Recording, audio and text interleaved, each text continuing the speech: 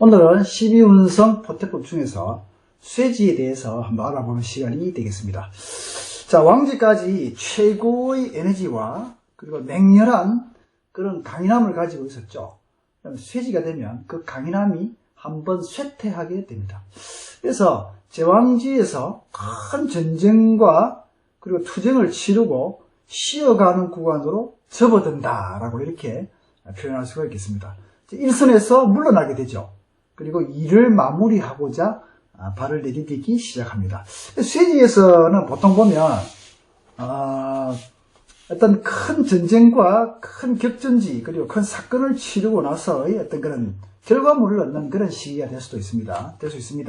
그래서 자격증, 쇠지가 있을 때는 자격증, 그 다음에 면허증이라든지, 그 다음에 학위, 그 다음에 증명서 이런 것들을 많이 취득하게 되고 또 그러한 업종에 종사하게 됩니다. 그 쇠지에서도 쉬어가는 구간이라서 좋은 차를 타기를 원합니다. 쇠가 있는 사람들 보면 명품차, 좋은 차가 있는 경우가 많습니다. 그 다음에 별장이라든지 좋은 집, 그 다음에 안락한 의자, 좀 몸을 쉬어가게끔 몸을 좀 편하게 할 수 있는 그러한 것들, 여가, 힐링, 이런 리프레시 이런 것들이 쇠지에서 많이 이루어진다고 볼 수 있습니다. 혈기왕성한 시기를 지나서 이제는 노쇠해지기 시작하죠. 점점 기울어간다 볼 수 있죠. 노련해진다. 제왕지에서의 모든 경험을 품고 뒷선에서 스포트하는 그런 상황이 되겠죠. 퇴보한다. 활동량이 전성기를 지나서 기력이 쇠해지는 인생의 후반기를 접어들기 시작한다 볼 수 있습니다. 이때 되면 또 신중합니다. 우리가 또 장생, 목욕, 관대, 근록, 제왕까지 그 뿜어내는 그런 열기와 왕성한 활동력 그리고 경험을 토대로 해서 신중함이 이제 더해진 시기죠. 또 보수적으로 바뀝니다. 왕지가 개혁이라면 이제 보수적으로 좀 바뀌기 시작하죠. 이제 퇴기고 근데 또 집안의 업을 또 개선하는 이런 것들 학자들 중에서 노숙한 학자 그 다음에 승려들 출가한 승려 뭐 이런 의미로도 쇠지에서 많이 이루어집니다. 서서히 내려가기 시작하는 첫 계단이 되겠죠. 그래서 성과에 대한 결실과 그 결말을 향한 한 단계 진화된 그런 상황이라고 볼 수 있겠습니다. 의욕적이고 진취적인 기상은 부족하겠죠. 왕지에 비해서. 그렇지만 온순하게 타협하고 남을 인정하고 그 다음에 동정적으로 이렇게 바뀝니다. 다소 조금 소극적이고 호성심의 어떤 그런 호성심이 사그러지고 모든 것이 좋은 게 좋다 뭐 이런 식으로 바뀌기 시작합니다. 사려 깊은 성향들도 쇠지에서는 보이기 시작합니다. 온순하고 원만하고 그리고 조화하고 타협하기를 원하죠. 그래서 우리가 보면 학자들 중에서도 일선에 있는 교수들이 아닌 명예교수, 그죠? 회장들 중에서도 물러나서 뒷방에 있는 명예회장, 그 다음에 왕들도 보면 상왕, 태상왕, 뭐 이렇게 물러나 있는 이런 것들, 그 다음에 자동차, 안락을 제공하는 자동차, 침대, 그 다음에 돈, 재산, 그 다음에 땅, 이런 것들을 또 부여받는 그러한 시기가 될 수 있습니다. 우리 신살로는 반환이죠, 반환.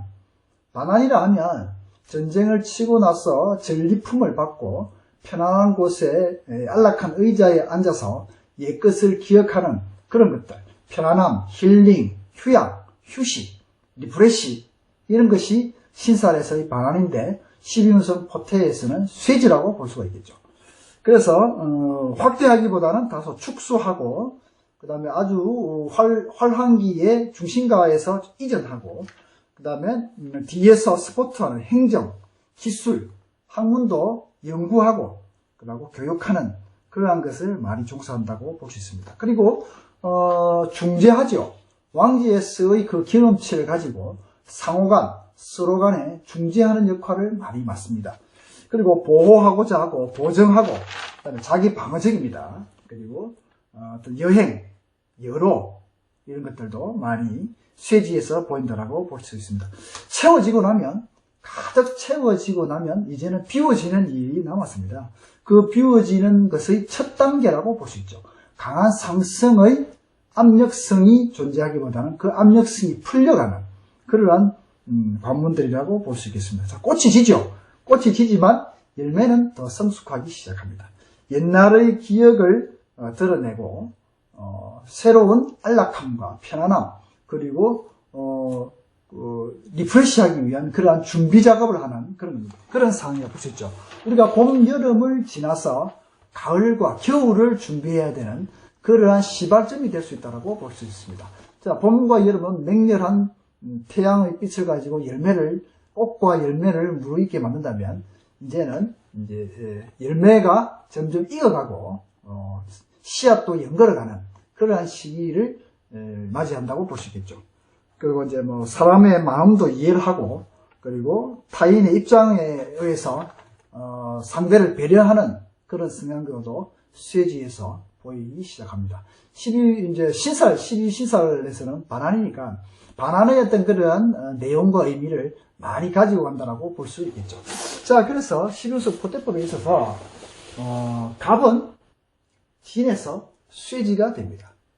묘에서 왕지, 진에서 쇠지가 되겠죠. 자, 쇠지일 때 을목은 대지가 됩니다. 관대가 됩니다. 요게 또 쇠와 대가 천간에 양간과 은간이 쇠와 대가 바뀝니다. 자, 간목이 축에서 관대지가 되죠. 장생, 해에서 장생, 자에서 목욕, 축에서 관대. 이때 을목은 쇠지가 됩니다. 여기 대지와 세지와 대지가 서로 역할 분담으로서 바뀌게 되는 거죠. 병화와 무토는 위에서 쇠지가 됩니다. 오에서 제왕으로서 강한 에너지를 내뿜다가 위에서 쇠지가 된다고 볼 수 있죠.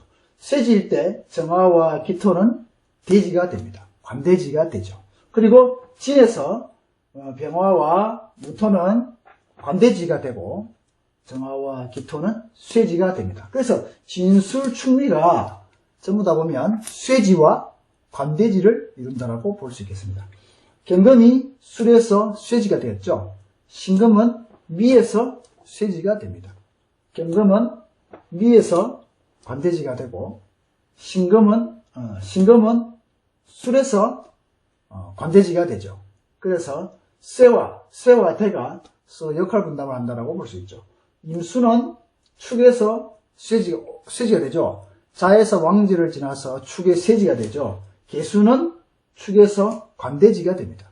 그 다음에 임수는 술에서 관대지가 되죠. 관대지가 되고 계수는 술에서 쇠지가 됩니다.